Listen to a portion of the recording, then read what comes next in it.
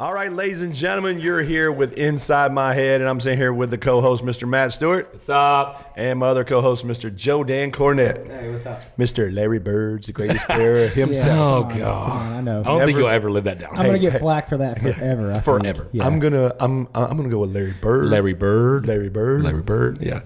Whew, he's the greatest. That was your fault to make it that bad, though. Yeah, that's right. Okay, whatever. You did that. That's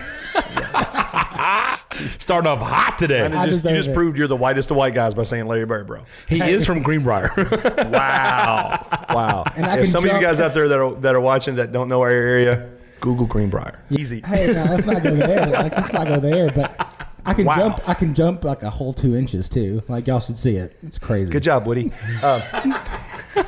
All right. Anyways, hey, we started this off pretty fast, so I'm gonna keep it rolling real fast. We each have a minute, okay? We All each right, have all a right. minute to talk Super Bowl halftime show, okay?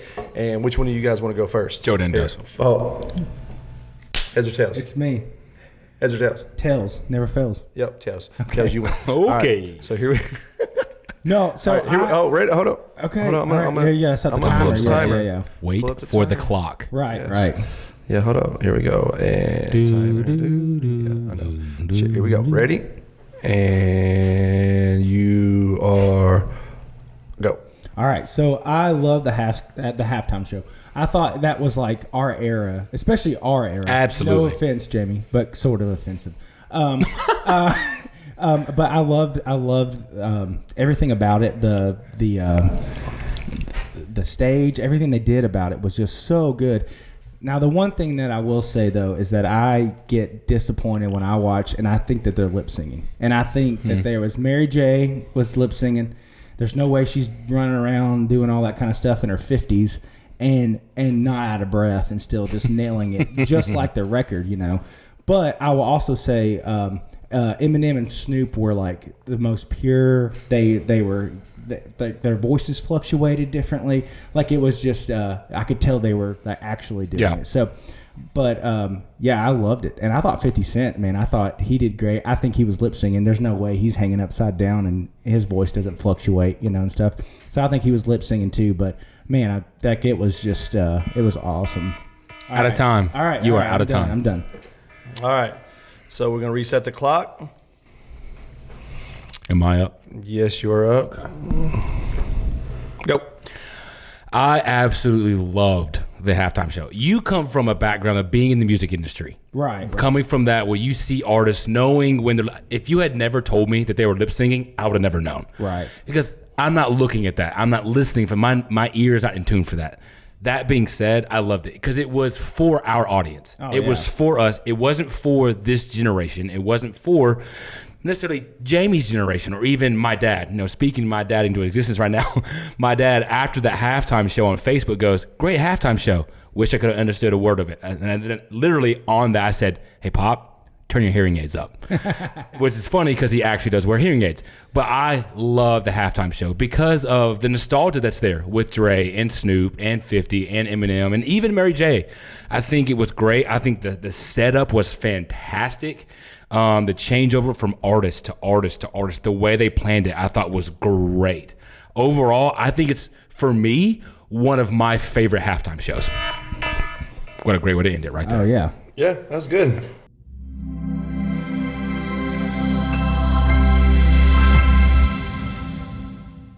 So, All right, here we go. 3, 2, go. first of all, how old were you in 2002, 2003? How old was I? Yeah, both of y'all. Tell me. 15? 2002? I was 10. You was 10, 15? 15. You guys looking out here, it's not their generation. In the Club came out in 2002. I was in the club. He's not in the club at 10. He's not wrong. He's not in the He's club not at wrong. 15, okay? But what you talking about in the club? Shut up. I got my minute. I'm so sick and tired of all of these people saying it's not my generation. Let me tell you, Dre, Snoop and Dre came out. Dre came out with The Chronic the year after I graduated in 93. We were playing G-Thing, Snoop's G-Thing and 187 that he wrote. That was the bomb, okay? That's my generation. You guys are in freaking elementary and middle school and going, yeah, Dre Day, Dre, bull crap, bro. I'm in the club. I'm in the club drinking 40s. I'm drinking Hennessy.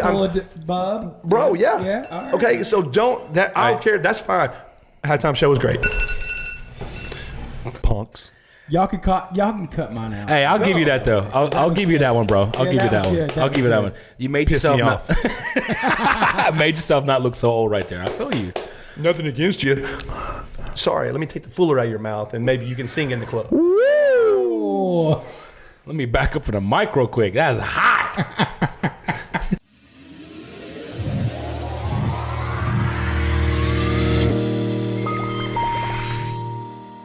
So this episode is basically our Super Bowl recap. We'll make it really fast. Absolutely. And then we're going to get something at the very end. Try not to make this show long. Let's talk really quick. Rams won. You were calling it. Yep. We didn't call it. So props to you for calling the winner. Because I know football. Yeah. Let's not go there. Okay. No, he called Let's it. not go there. I'm going to give his props. He called it. Everyone else called it. Vegas called it. So that was the obvious choice. Did they? Yeah, Vegas called it. I didn't know that. No, well, the odds were for the Rams. Were they? Yeah, but if you bet on the Rams, you lost. Well, the spread. They didn't cover the spread, So Vegas obviously. The didn't. spread, Yeah. but it was all the money was. The money was to the Rams. The money was going Right. on the Rams, and so Yeah. they were trying to fluctuate the spread in Gotcha. order to get people to go for the to bet on the Bengals. So here's my thing. Matt Stafford. Right now, if he was to retire, Hall of Fame or not Hall of Fame? No. Yes. Here's No. Wait. Right. If he retires. if he retires right now, no. no. He's not. No. And I think, again, where you're at and how you're able to play in the organization matters. I think him being in Detroit, how hard it was for him to play in Detroit is a factor because he's never won MVP. He has never led the league in passing. He doesn't have the records like some of these guys have. Right now, where he sits, he's not a Hall of Fame quarterback. The Super Bowl right now that he won helps. It absolutely helps. But again, I do not think Matthew Stafford is he a great quarterback. Absolutely, he's not a Hall of Fame quarterback. If he plays, I would say 3 more years.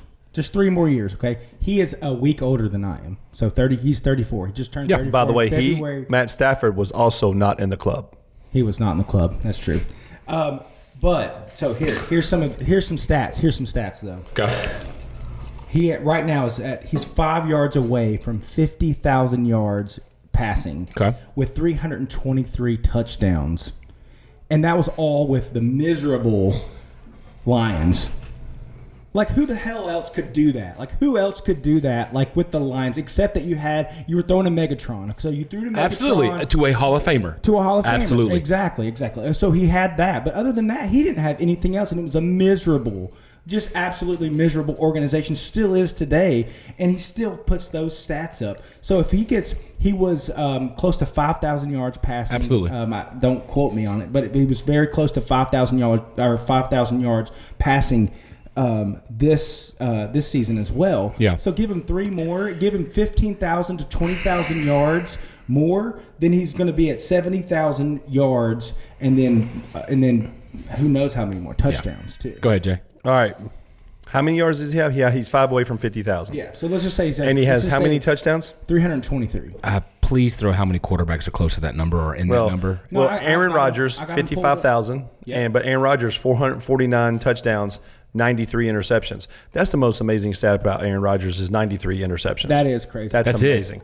Because in honesty, Ben Roethlisberger actually has better stats and better winning, and he's won more Super Bowls. But the fact that like Ben Only Stone, 93. only 93, because That's insane. Ben Stone like 180. Has almost double that. Yeah. So I don't even want to know what Brett Favre threw, and he's not a fan. I bet you money, Matt, if we go through it, we find quarterbacks in the Hall of Fame less than what Matt's done. It's just I do. I'll just admit I this. think it's the era of football that he's playing in. It's a pass-happy league. But I also think it's got something to do with him coming from the Lions. I'm not saying it's not. If he had played for the Cowboys and done that and went to the Rams, I think that the attention he got, man, look how much attention the Cowboys got even when they were bad. Absolutely. and so I don't know. I think he does need to play a couple more years, but for sure. Yeah, but the fact that he's done what he's done, as long as he's done it. Can he make the Hall of Fame? Maybe. Yes. But he needs a few more years. If he were to retire right now, I don't think he will be. Not even close to at least the first ballot. So just for comparison, okay? Yeah. So Matthew Stafford drafted in 2009, okay? Drew Brees, I'm trying to see when he was drafted. He was drafted in 2001. Mm-hmm. He has 80,350. He has 30,000 more yards. Yeah, 571 touchdowns. And you're only talking how many years apart? 8 years. What was Stafford's first year? What's the first year? 2009 is when First he year was drafted. 2009. Yeah. And he played as a rookie? Yeah, he played Okay. as a rookie. Interesting stat. Aaron Rodgers was drafted, of course, in 2005, but he didn't really play. No. Okay, so his first year, 65 yards, 46 yards, 218 yards. 2008, though, he had 4,000 yards.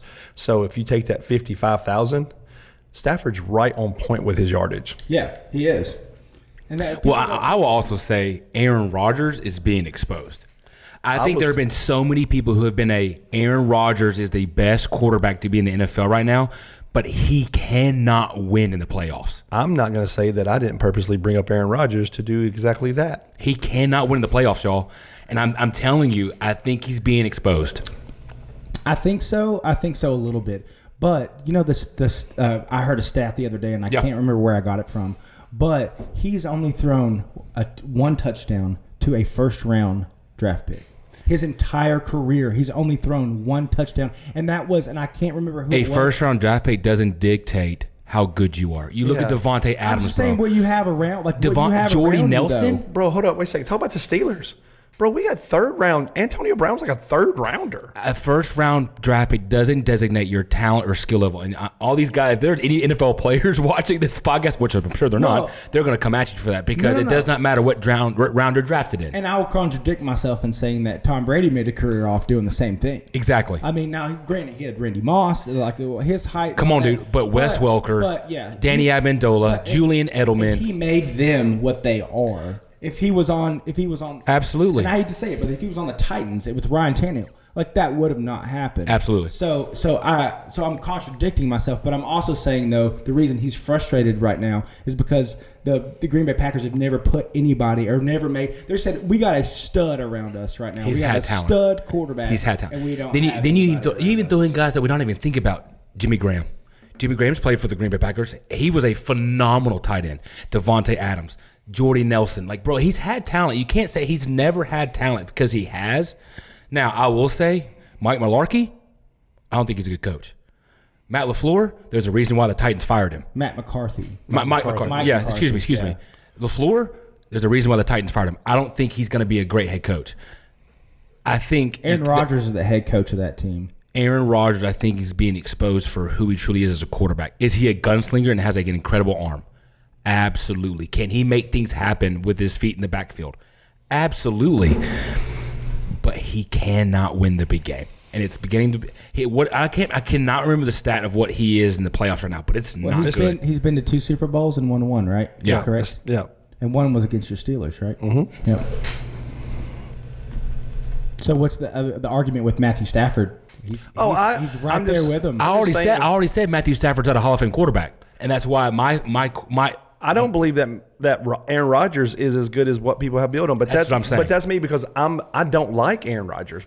I mean, I never. Let's be honest. There's not a lot of people we that can do. all agree on that. Yeah. We can all agree on that. I've not personally ever met the man, but I just don't. But the biggest thing is this. The biggest thing is this also, and here's another thing that we don't think about. And we'll move on from this topic in just a second. We got to take a break, but we don't. Name one person who's played offensive line for Aaron Rodgers. And the reason why is because we don't know them, but he had a really good offensive line. He had a very good offensive line. So that's what I'm saying. So, think about this. You think about Emmitt Smith and how many yards that he rushed for.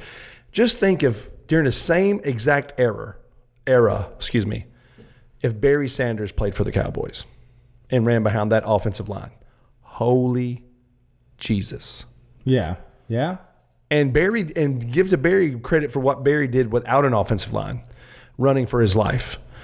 So that's the reason why I tip my hat to Matt Stafford. Yeah. And I think what's really cool is that Detroit Lion fans who have endured that much crap through the Lions for so long, they were rooting Matt Stafford on. They love that guy. I'm about to contradict myself. Okay. You know Aaron Rodgers' playoff record right now? I thought it was worse. It's 11-9. Do you know who he's tied with right now with that record? Peyton. Troy Aikman and Roger Staubach. Once again, horrible quarterbacks from horrible teams, horrible organizations. But here's the thing, though. Horrible. Well, here's the thing, though. You know what those guys both have? Super Bowl rings. No. Roger don't have a Super Bowl They're ring. both Hall of Famers. Yeah. Aaron Rodgers is surefire. We're not arguing that. No. I mean, that's just that. Right. That's it. I just made that comparison though, as far as with Matt Stafford though. Okay. He's got the numbers. He's got the numbers. He needs. We talked about it on our last podcast. Like quarterback's the only position that's like, hey, like how many rings you got? Right. You know. And Yeah. Well, maybe the thing is, I think the stat that people look at that he's 1-4 in the NFC Championship. Maybe cause he's getting to that step right before the Super Bowl and can't get there. So with that, we're going to take a break. OBJ, don't take your salary in Bitcoin. Bad move, bro. Don't do All right, it. see you guys in a second.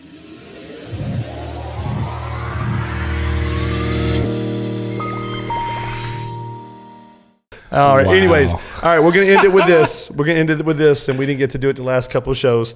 Matt loves to end it with something completely stupid. He has 3 questions. I'll let him pick one, okay? And like I'm the master of the show, but hey, I have the really cool mic. So, anyways, Wait, you're the it's the same mic. You're the master of the show. Master of ceremonies. I'm the MC. I thought we were co-hosts. Y'all are the co's. I'm Now we're really looking at this. All right. Well, this has been fun, guys. Yeah, see y'all later. just kidding. Somebody is at the head of the table though. I mean, but I'm next to the pizza, though. Where's my gavel?